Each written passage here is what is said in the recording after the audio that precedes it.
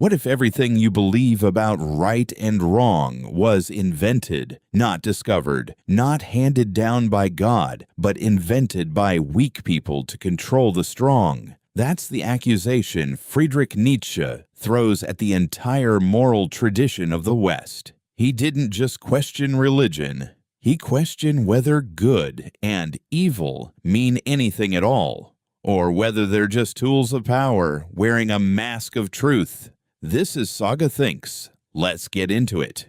Nietzsche's most famous line comes from a strange, unsettling parable. A madman runs into a marketplace at morning, lantern lit even in daylight, screaming that he is looking for God. The crowd laughs at him. Has God gotten lost? Is he hiding? The madman turns on them.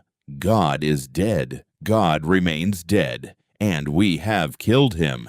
This is not a triumphant atheist slogan. Read it carefully, and it's closer to a warning. Nietzsche isn't celebrating. He's diagnosing. European civilization built its entire structure of meaning, morality, and truth on the foundation of God. Science, secularism, and rationalism had quietly dismantled that foundation over centuries, and almost nobody noticed the building was still standing on nothing. The madman asks, how do we, the murderers of all murderers, comfort ourselves?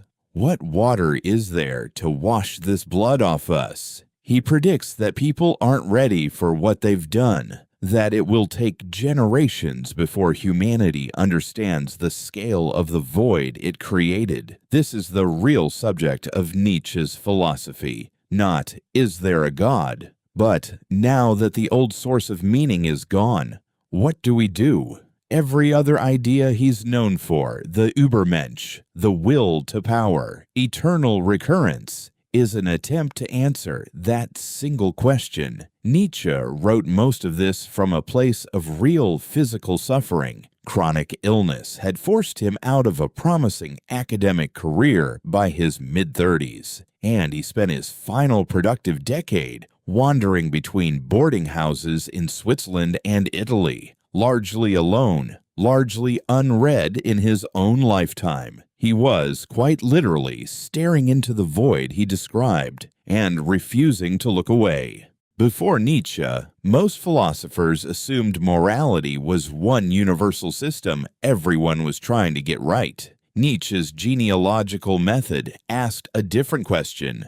Where did our moral vocabulary actually come from? Historically, psychologically. His answer laid out in On the Genealogy of Morals. There have been two fundamentally different moralities in human history. Master morality is the value system of the strong, the noble, the powerful. In this system, good simply means powerful, healthy, life-affirming, proud. Bad means weak, low, mediocre. It's a morality that starts from the self and radiates outward. I am good, therefore what I do is good.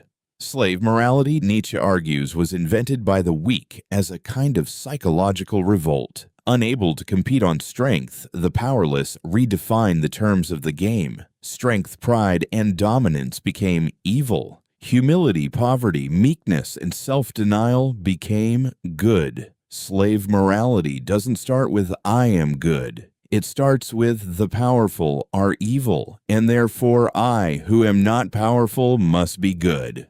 Nietzsche argues Judeo-Christian morality is the historical triumph of slave morality, a value system built on resentment, what he calls ressentiment, that inverted the natural hierarchy of strength and weakness and called the inversion virtue. This is arguably his most controversial idea, and it's important to be precise about what he is and isn't saying. He isn't simply arguing the strong should dominate the weak. He's making a claim about the psychological origin of moral concepts, that good and evil, as most people use those words, aren't timeless truths, but the sedimented result of a specific historical power struggle. If God is dead and inherited morality is a historical accident, Nietzsche needs a replacement, not a new commandment, but a new orientation toward life itself. Enter the Übermensch, usually translated overman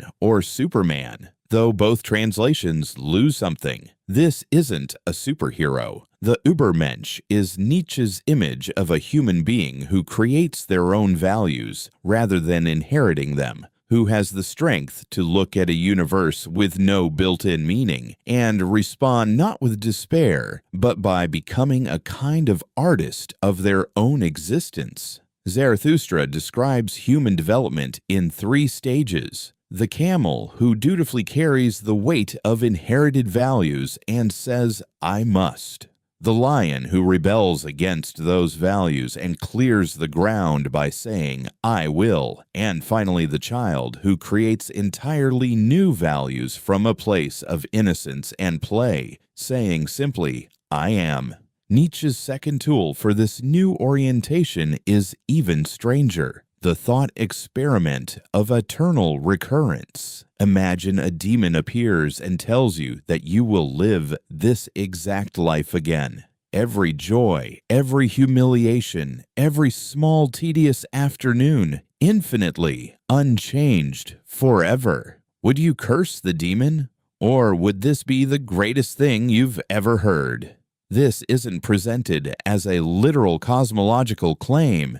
It's a test, a way of asking yourself, are you living a life you would be willing to want again, infinitely?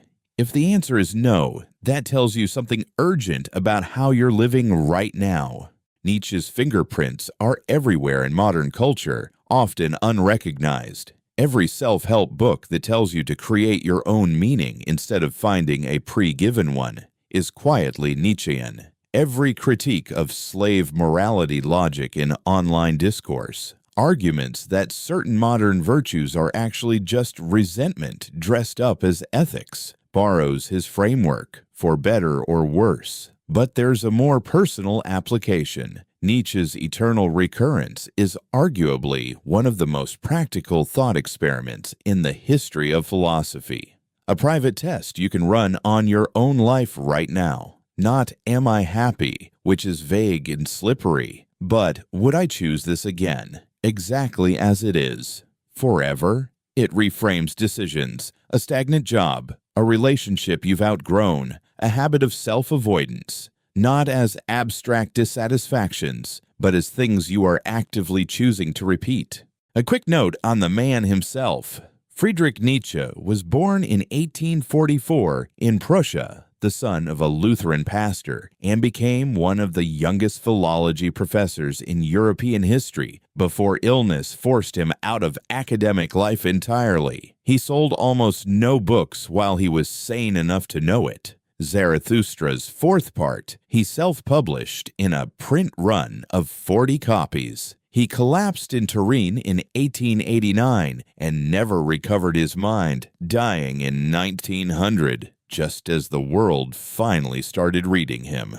Nietzsche is dangerous to read carelessly, and he knew it. His ideas were later distorted by people, including his own sister, into something monstrous he never intended. Read carefully, though, he offers something rare in philosophy. Not comfort, but a dare. A dare to stop outsourcing your values to inherited authority and start asking honestly whether the life you're living is one you'd be proud to will into eternity. If this kind of thinking speaks to you, subscribe to Saga Thinks.